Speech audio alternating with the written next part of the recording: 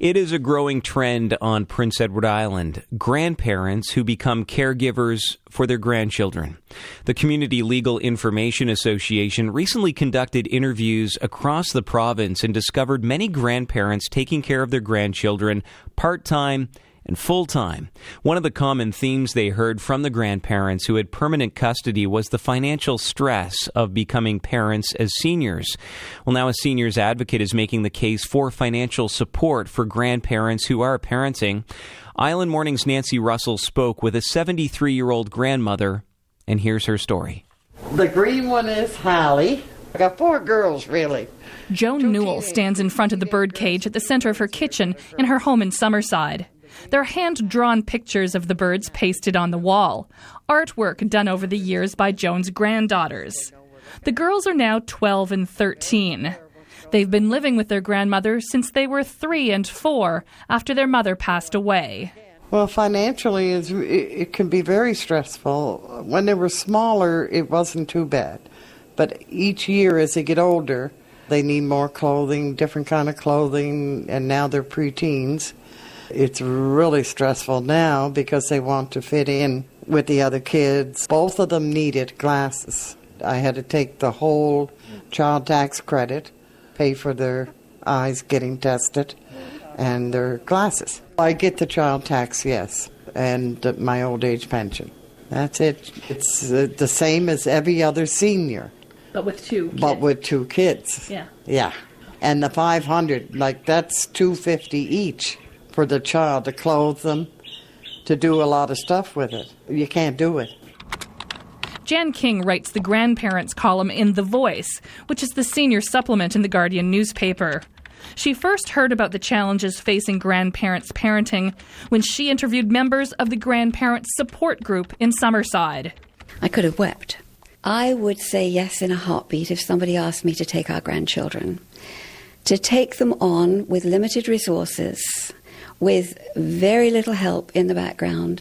My heart goes out to these people. Jan King says she's heard many reasons why seniors take on raising their grandchildren, either on a part-time or full-time basis. In some cases, it's incarceration. It can be that parents have had to leave to find work. They are in the military. Where grandparents act as parents on a full-time basis, it's primarily that they have sought custody of their grandchildren for various reasons. What are some of the issues that they raised as you were talking to these grandparents? Primarily, it's a lack of support. It's a lack of knowing where to go to get help, and financial. This comes up all the time.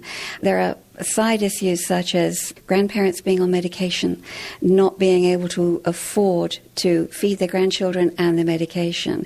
Issues such as if they have to go into hospital, who looks after those grandchildren on that occasions? So every day they're living underneath a blanket of stress. I worry that I hope to God I never take a stroke or get too worked up. Like I take medication for serious things, high blood pressure and stuff like that. So then you add the stress of financial trouble, which I thought would be over by now, is just beginning. I got 5 more years to raise these girls. Most seniors have planned their retirement, so they have a few savings put by.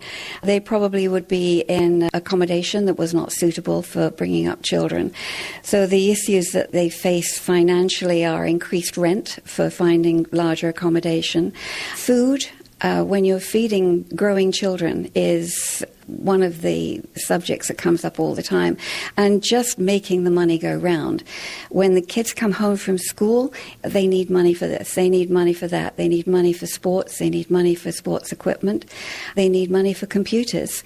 Where are grandparents on a fixed income going to find this sort of money? A lot of grandparents have delved into their RRSPs, and now they have nothing.